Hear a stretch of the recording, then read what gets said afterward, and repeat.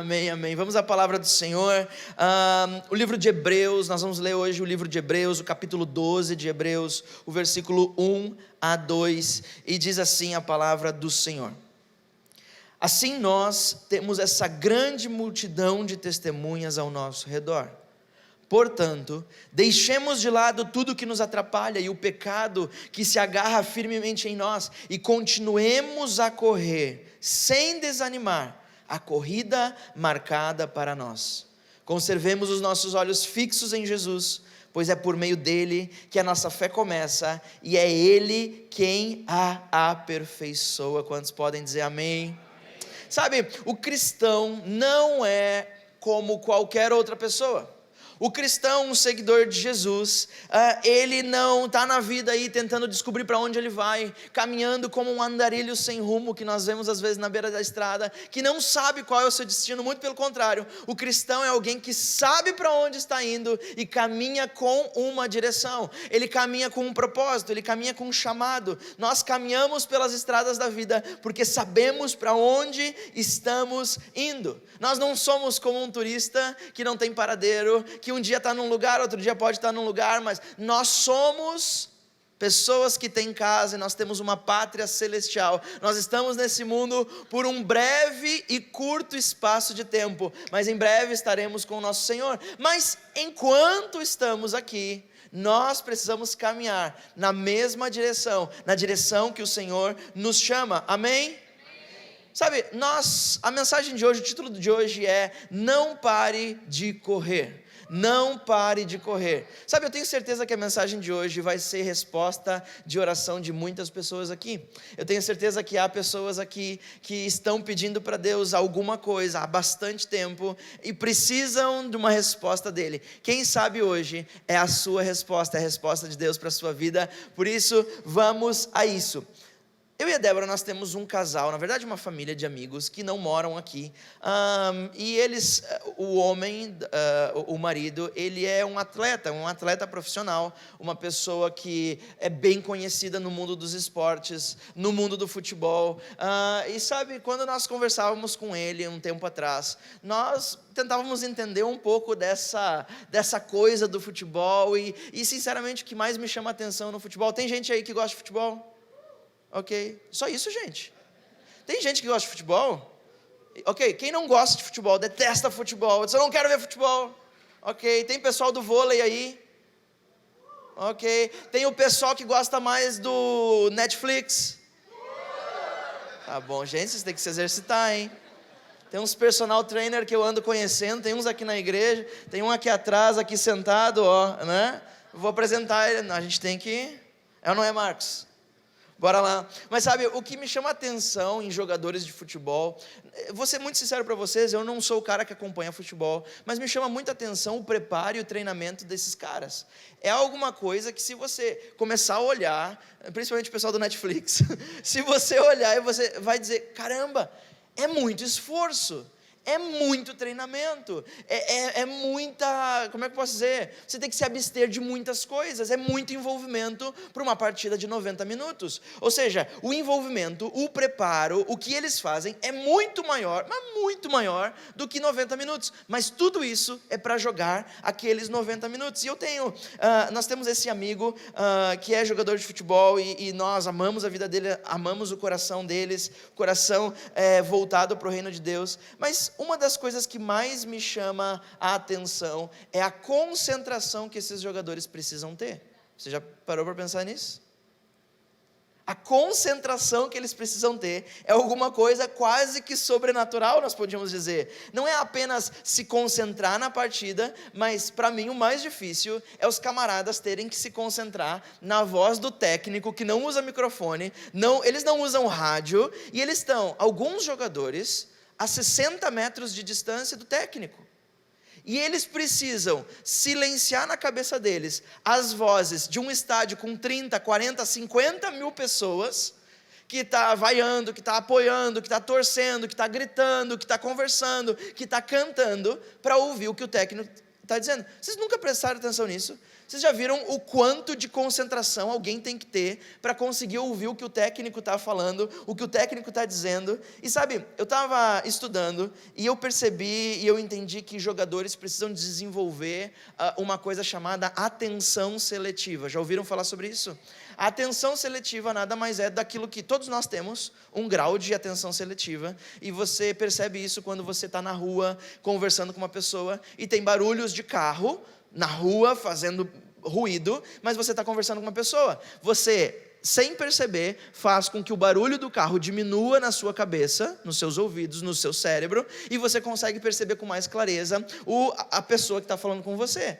E isso também acontece ao contrário. Quando um ruído começa a nos incomodar muito, é porque a gente não está conseguindo mais fazer aquela seleção da nossa atenção. Nós estamos ouvindo o ruído mais alto do que aquilo que nós precisamos ouvir, mais alto do que a mensagem principal. E sabe, todos nós temos essa capacidade de selecionar uma parte daquilo que está acontecendo e colocar nossa maior atenção naquilo. Eu descobri também, recentemente, que os seres humanos, têm mais de 11 milhões de sensores espalhados pelo corpo. 11 milhões! E esses sensores, eles precisam estar o tempo todo modulando entre eles. Eles não acendem todos os 11 milhões ao mesmo tempo. Eles ficam modulando entre eles. Porque o tempo todo, para eles funcionarem, alguns precisam estar ativos e outros menos ativos. Imagina se o sensor de perigo acender aí no seu corpo, o sensor de alerta de perigo acender ao mesmo tempo que o sensor de alegria.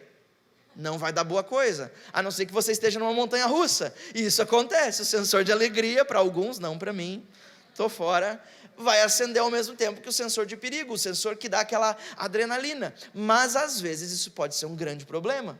Imagina se você está correndo risco e o sensor de alegria também acende. E tem pessoas que têm problemas nesses sensores, e o atrapalho desses sensores faz essas pessoas não irem na direção certa. O sensor de perigo não acendeu o de alegria, por exemplo, e o perigo está lá, e ao invés de ele se afastar do perigo, ele vai até o perigo.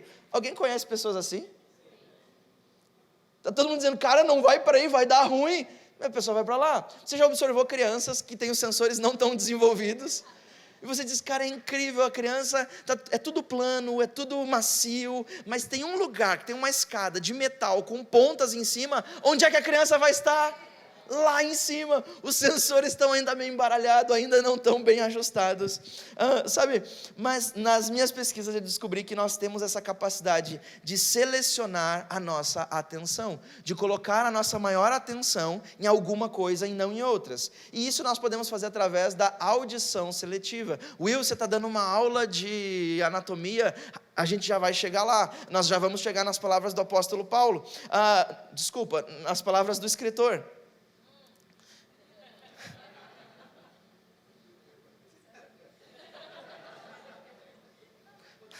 Para quem estuda já sabe qual é a minha opinião sobre Hebreus, né? Então, pronto. Ok. Através da audição seletiva, nós fazemos isso o tempo todo, como eu falei, ruído versus uma fala. Focar naquilo que é mais importante, para nos tornarmos bons naquilo que fazemos. É por isso que os jogadores de futebol, antes de partidas muito importantes, o que eles fazem?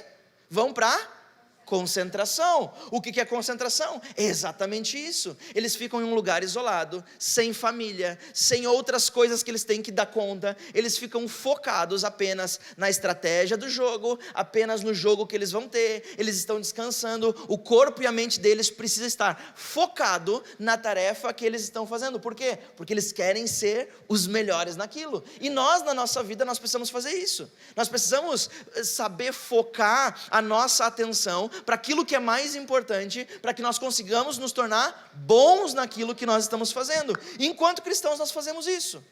Nós precisamos estar de concentração. A concentração nada mais é do que aumentar o foco naquilo que é importante.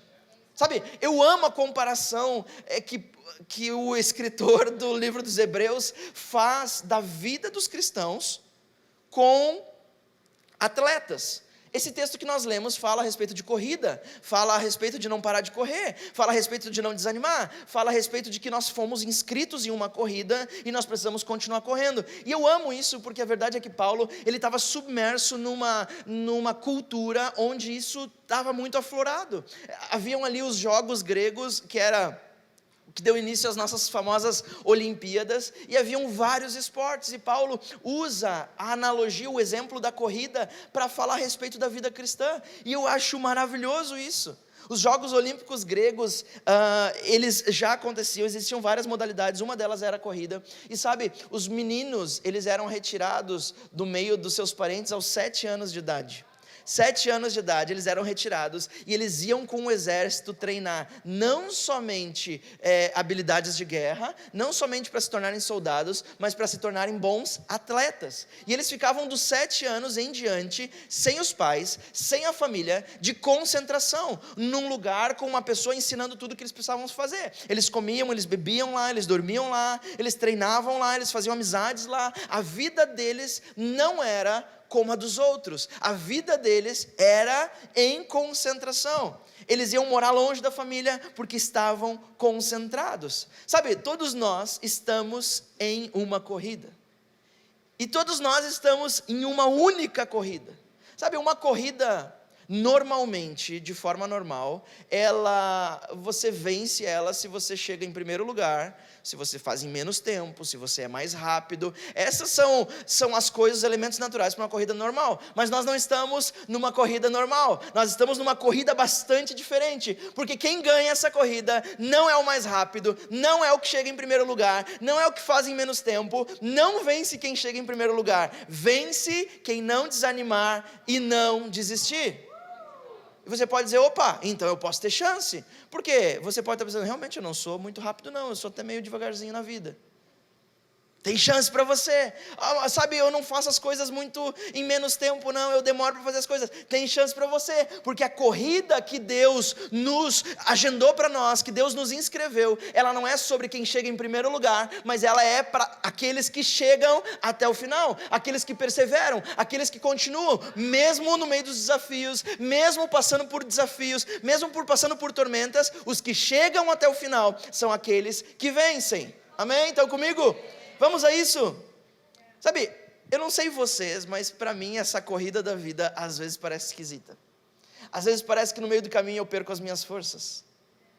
Alguém mais está comigo?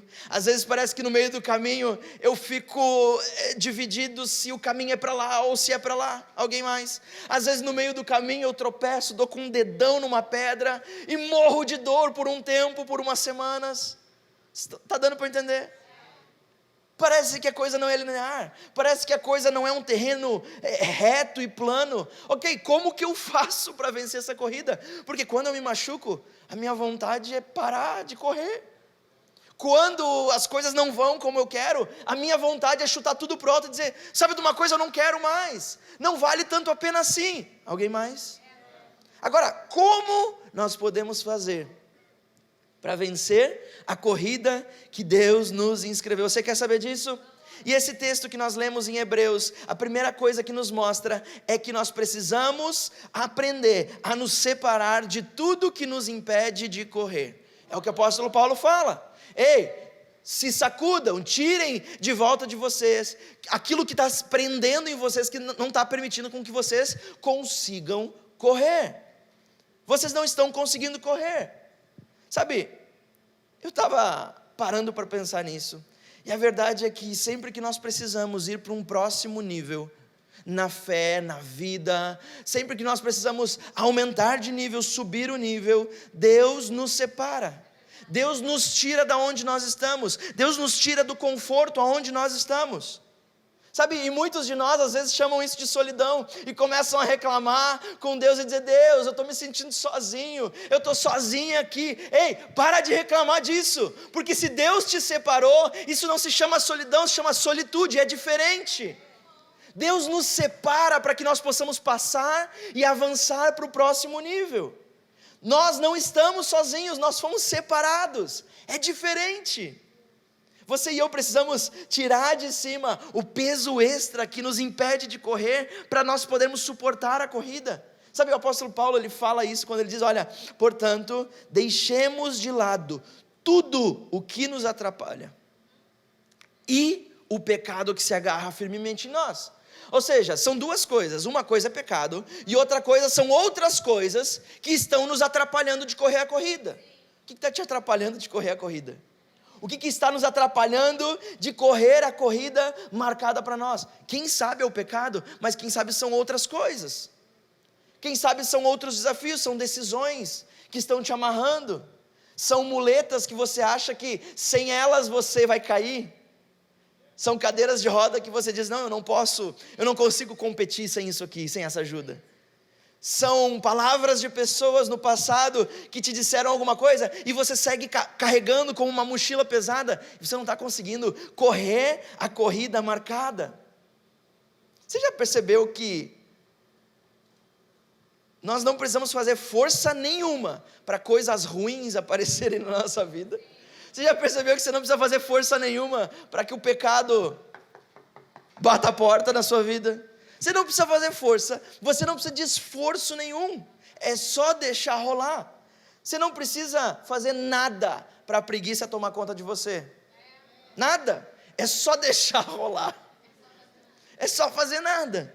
Você não precisa fazer nada para o teu corpo perder a forma, nada, é só não fazer nada, é só deixar rolar que o corpo perde a forma. Agora, se você quer uma boa forma, se você quer estar em forma, para estar bem disposto, para manter a forma, você precisa trabalhar duro, você precisa queimar calorias, você precisa gastar horas de treino, você precisa ter disciplina, você precisa de uma dieta, sim ou não? Você já viu que para alcançar alguma coisa, não dá para só deixar rolar, você precisa correr, você precisa se movimentar. Com o pecado é a mesma coisa, é do mesmo jeito. Você não precisa fazer força nenhuma para ele vir, ele aparece, é só deixar rolar. Mas se nós queremos viver uma vida separada, uma vida em concentração, uma vida que obtém resultados, é preciso disciplina, é preciso constância, é preciso buscar na palavra de Deus, é preciso uma vida de oração, é preciso se gastar em Deus. Não tem como. Sabe, eu vivia a minha vida sem fazer nada pelo meu corpo, nada, não fazia nada, só deixava rolar. E aí, com 30 anos eu comecei a sentir dores nos músculos, dor na perna, e eu disse, 30 anos de idade, eu sou uma pessoa saudável, eu como bem, eu como direitinho, o que está acontecendo? E aí eu procurei profissionais, e eles me disseram, você não tem músculo. Eu disse, muito obrigado. Isso para um homem fere, sabe, machuca.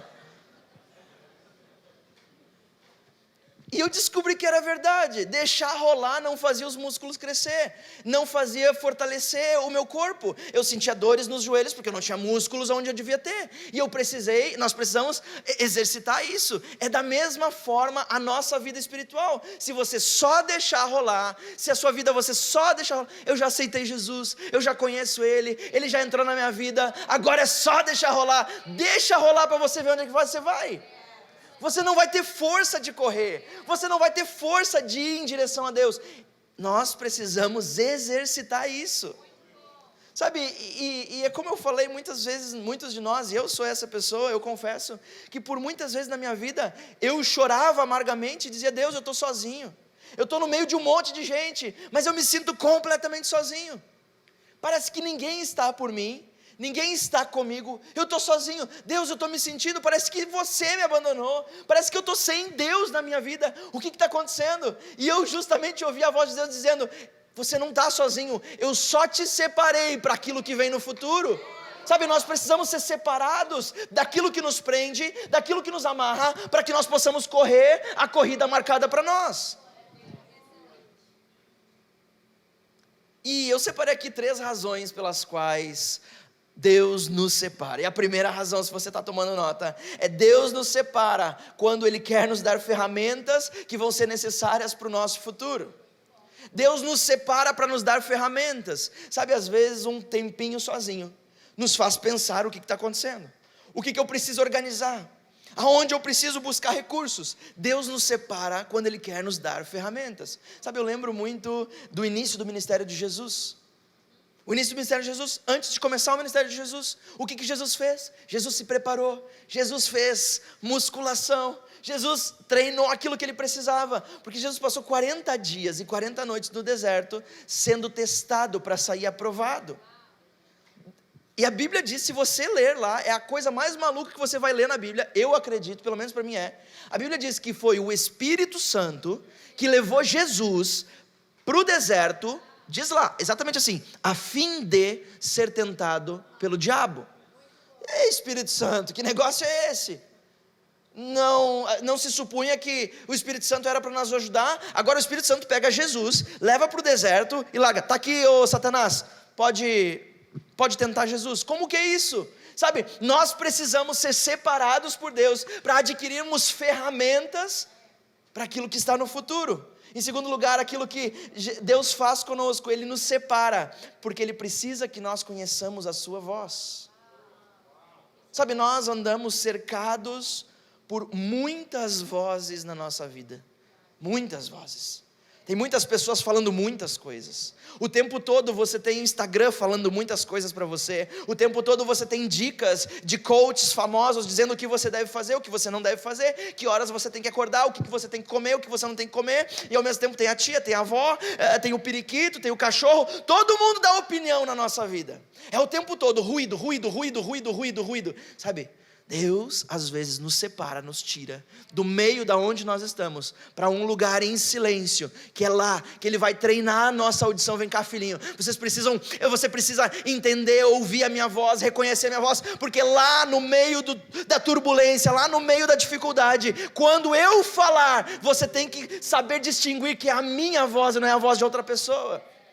É como se Deus nos pegasse e dissesse: vem cá que eu vou treinar a tua audição seletiva. Eu vou treinar a tua audição. Aonde tu está ouvindo, o que tu está ouvindo. Filhinho, eu preciso que você escute apenas a minha voz.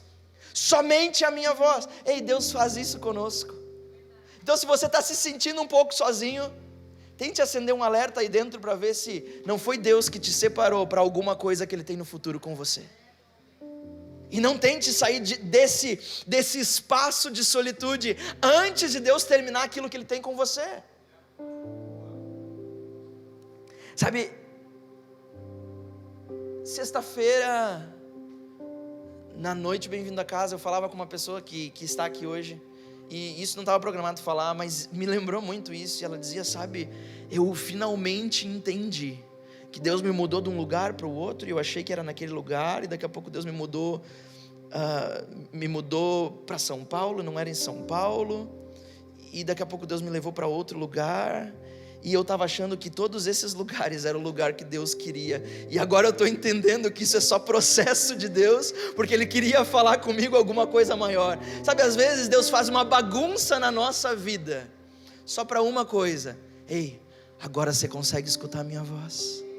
Agora você consegue selecionar aquilo que sou eu falando e aquilo que são outras vozes falando. Agora você consegue entender. Deus quer nos separar e nos separa para que nós conheçamos a sua voz. Nós não estamos sozinhos, nós estamos sendo separados para algo melhor. Em terceiro lugar, Deus nos separa para nos tornar irreconhecíveis para as pessoas que só nos conheciam pelas nossas feridas antigas. Sabe, quando Deus nos tira de um lugar e nos leva para outro, para nós estarmos sozinhos com Ele, ouvindo a voz dEle, muitas vezes é porque Deus precisa nos tornar irreconhecíveis para o nosso passado, que só nos conhecia pelas nossas feridas, pelas nossas mágoas, pelas nossas tristezas. E Deus não quer nos mudar um pouquinho, Ele quer nos transformar em irreconhecíveis, de modo que quando você voltar, você vai ter que se apresentar de novo, porque ninguém reconhece quem é você. Ei, o que aconteceu aqui? O que aconteceu contigo? Você não falava assim, você não sorria assim, você não vivia assim, você vivia sempre. O que aconteceu contigo? Você vai ter que se apresentar. Ei, eu fui separado pelo papai, o papai me chamou de seu, e agora eu tenho um futuro pela frente. Eu sei para onde eu estou correndo, eu não estou mais perdido por aí. Ei, Deus nos separa para nos testar, para nos aprovar, para vivermos outras coisas nele. Você não está sozinho, você não está sozinha, você está sendo separado. Para de chorar, chega disso. Só é separado aquele quem Deus deseja promover. Se você está sendo separado, é porque Deus deseja te promover em alguma coisa.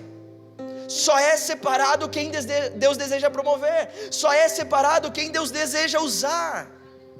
Deus só separa quem Ele está disposto a usar. Então, primeira maneira de como vencer a corrida, o primeiro ponto é: separe-se daquilo que te impede de correr. O segundo ponto, Inspire-se nas testemunhas.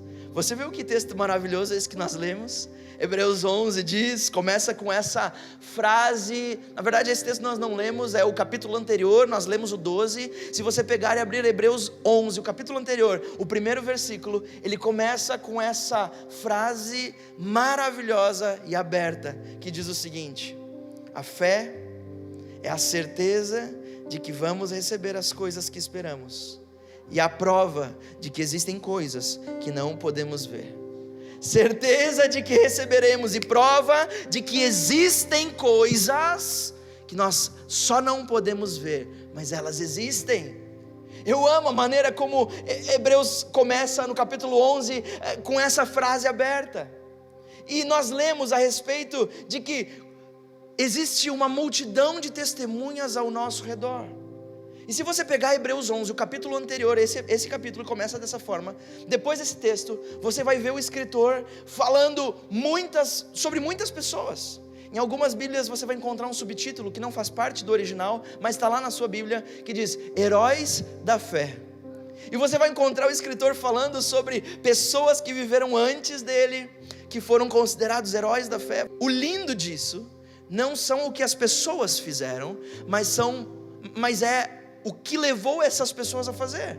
Qual foi o combustível delas para fazer? E o combustível dessas pessoas, em todas as frases, vai dizer: pela fé.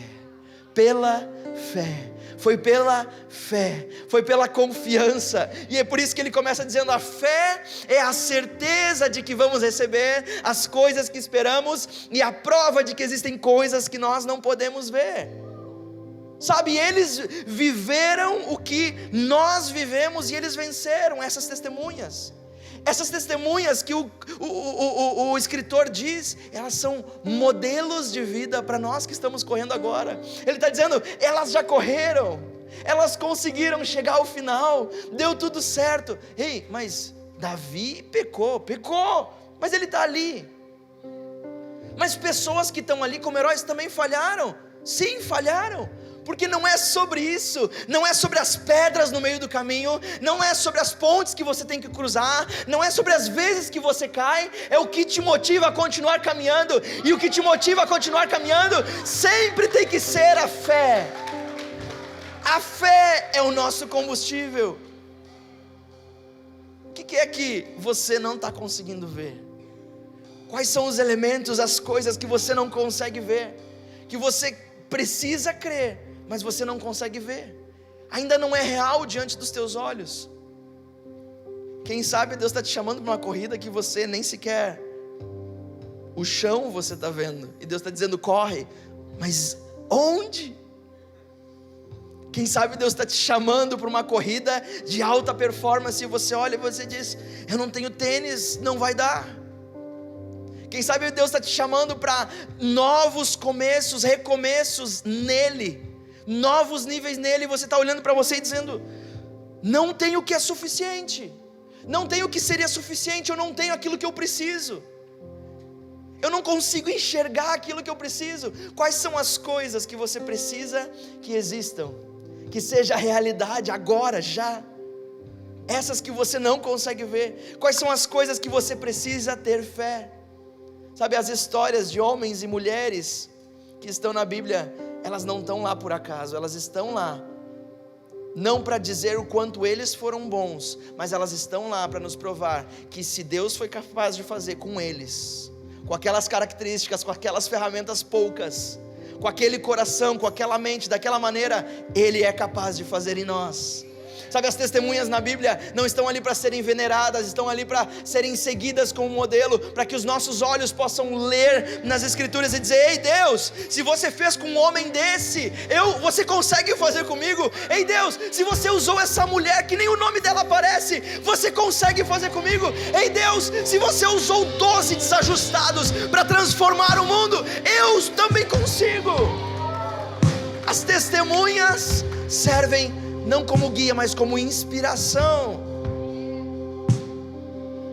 Sabe, essas testemunhas estão lá há mais de 2.000, 3.000, 4.000 anos, apenas para nos dizer hoje, em 2024, que se Deus foi capaz de os fazer cruzar a linha de chegada, Ele também é capaz e será fiel de fazer o mesmo com você. Sabe, Jesus é o melhor treinador que há. Esse nosso amigo, ele tem literalmente um dos melhores treinadores da posição de futebol dele, com ele, à disposição dele.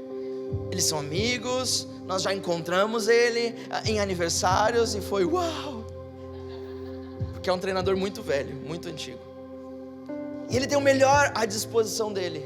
Mas não existe ninguém melhor do que o treinador Jesus. Não existe ninguém que vai te treinar melhor para essa caminhada, para essa corrida do que Jesus. Jesus é o melhor treinador. E essas pessoas de Hebreus 11 são testemunhas disso.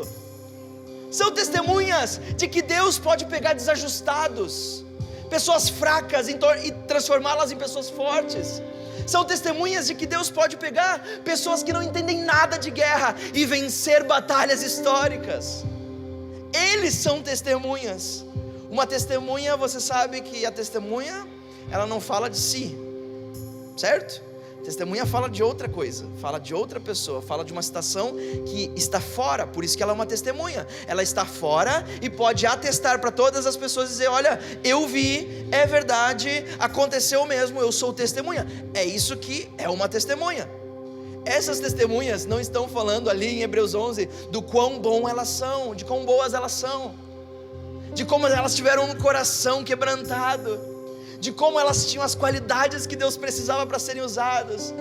Essas testemunhas não estão ali para dizer: ei, eu enriqueci porque eu sou muito bom nos negócios. Todas elas estão ali dizendo: ei, eu sou testemunha, eu sou prova viva de que eu não entendia nada de negócios, mas eu pedi sabedoria do céu e eu me tornei o homem mais sábio de toda a terra.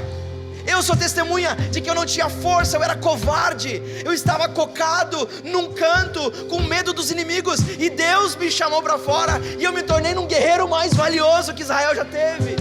A testemunha não fala de si, fala de alguém mais. E as testemunhas falam do poder e da capacidade de Deus. Eles são testemunhas disso. Inspire-se no modelo das testemunhas. E para terminar, para nós terminarmos, sabe, às vezes nós estamos correndo a nossa vida, estamos na marcha, sem parar, mas o nosso ouvido não está sintonizado no chamado do mestre, no chamado do treinador. O nosso ouvido ainda escuta muitas vozes, e uma das vozes diz: corre para lá. E nós começamos a nossa caminhada de fé, e nós começamos a correr na direção de Jesus. E quem sabe um líder diz: olha, esse é o lugar, é para aquele lugar, vai indo. E você chega em um ponto do caminho que você diz: tem alguma coisa que não está bem, tem alguma coisa que não está fechando com o chamado de Deus para mim. Mas eu estou caminhando para o lugar que Ele me disse para caminhar. Quem sabe agora eu vou mudar de rota, então eu vou caminhar para lá, e eu começo a caminhar para o outro lado, eu começo a correr para o outro lado, e daqui a pouco naquele outro lado eu disse: não, eu acho que esse não é o caminho certo, eu vou correr para o outro lado. E ao invés de você chegar em algum lugar, você fica como um cão que corre atrás da própria cauda, em círculos, e você não sai do lugar. E passa ano, entra ano, e termina ano, e outra estação, e você olha e diz: caramba, eu estou no mesmo lugar. É como se eu corresse em círculos. Sabe, uma das coisas que nós precisamos aprender é que nós precisamos correr sem desanimar, mas sempre na mesma direção, sempre na direção do chamado de Deus. Ei, eu e você fomos inscritos na corrida. Você percebeu isso? Você percebeu isso no texto? O texto diz aí: corramos sem desanimar a corrida que foi marcada para nós, agendada para nós. Não fomos nós que chegamos no guichê e dizer: ei, eu queria participar dessa corrida aqui.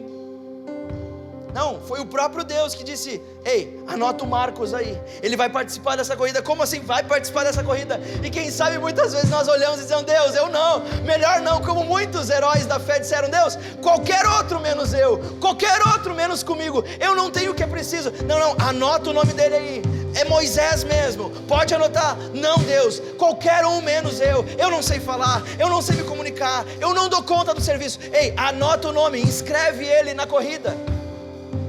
Você pode ficar pensando, ei, por que Deus faz isso? Deus não está olhando para as minhas capacidades? Será que Deus não percebe que não há em mim o suficiente para dar conta disso?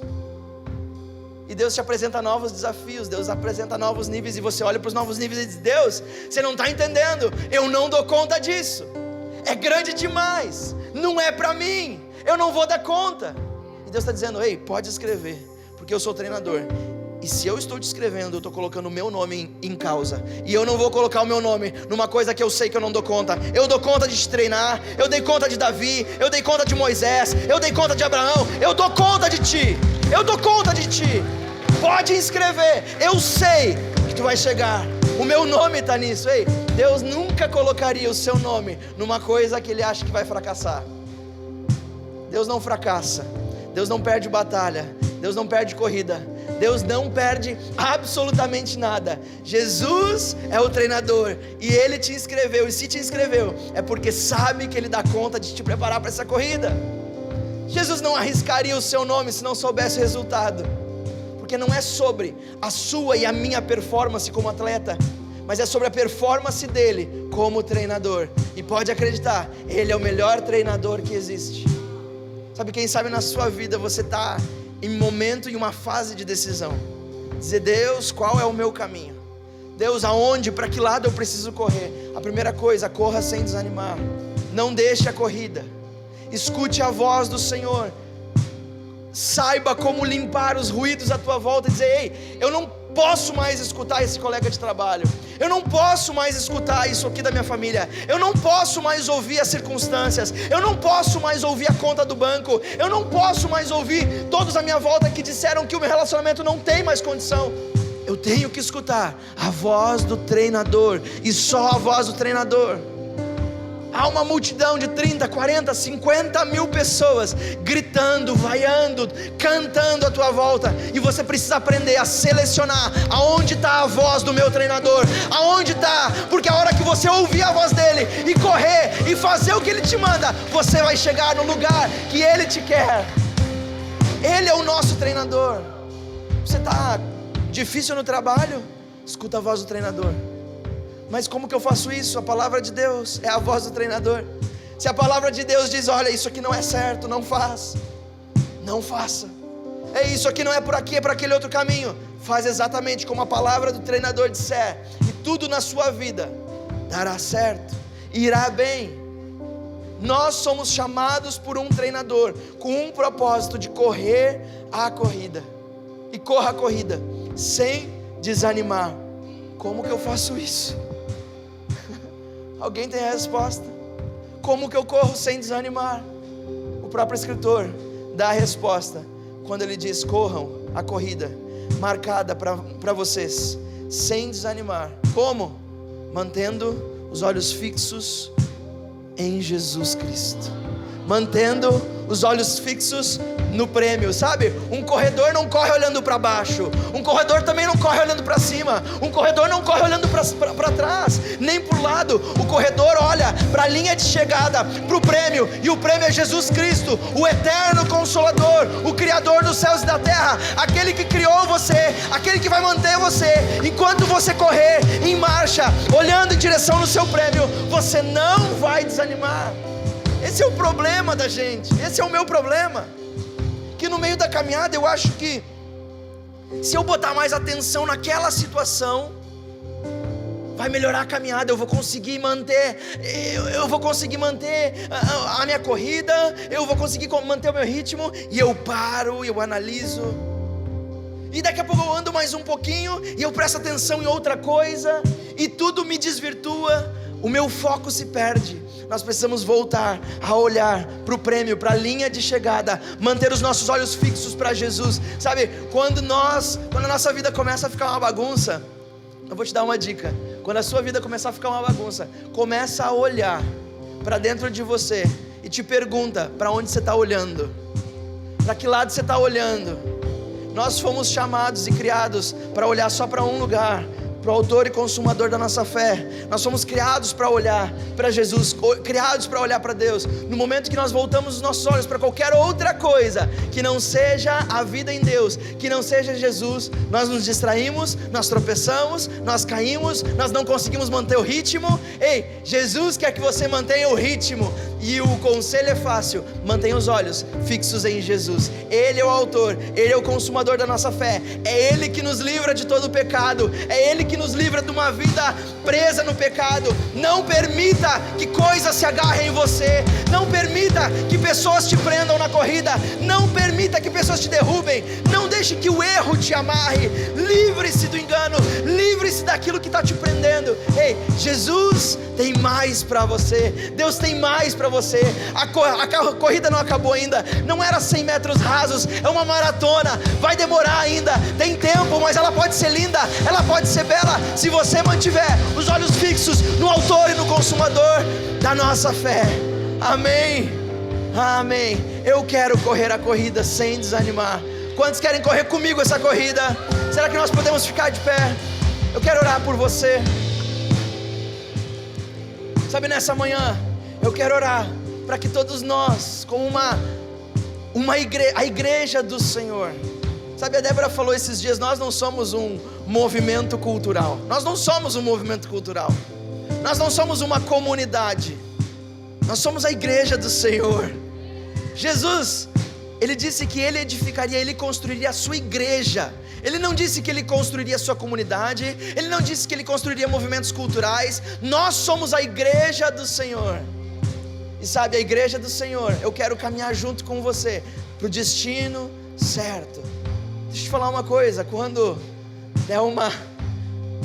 a perna não aguentar, quando der uma tropeçada, tem mais pessoas correndo junto com você.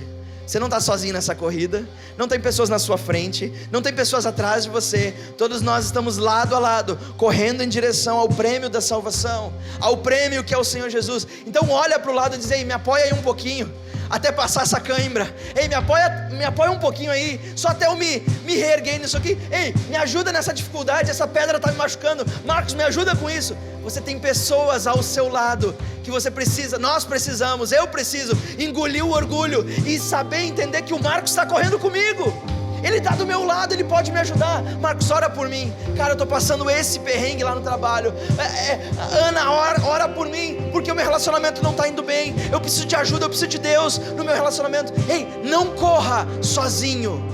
Ninguém chega sozinho. Ninguém chega sozinho. Os heróis da fé não chegaram sozinhos. Eles levaram outros com ele. E sabe, hoje eu quero orar. Eu quero fazer 2 orações. A primeira oração é por nós, para que todos nós consigamos na nossa vida correr sem desanimar. Eu gostaria de orar hoje com você. Será que nós podemos todos fechar os nossos olhos?